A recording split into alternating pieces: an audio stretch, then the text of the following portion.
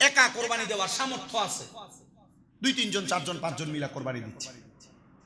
একা চাইলেই বিশাল গরু কোরবানি দিতে পারে, উট কিনা কোরবানি দিতে পারে, শরীকে 30-35,000 40,000 একসাথে দিয়া 6-7 জন 5 জন মিলা কোরবানি দিচ্ছে না।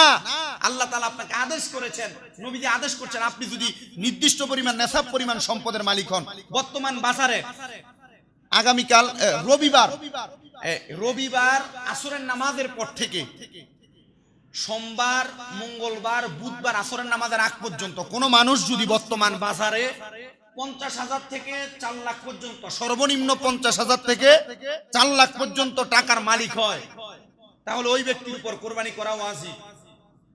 বর্তমান সমাজে কি মানুষ, আরে যে ব্যক্তি অটো চালায়, রিক্সা চালায়, এই ব্যক্তিও কিন্তু 50,000 না তার সাথে বেশি টাকার মালিক আছে, কিন্তু এক কোরবানি দিচ্ছে না। এ মনে করে আরে কোরবানি আমি কি লেগে দিব,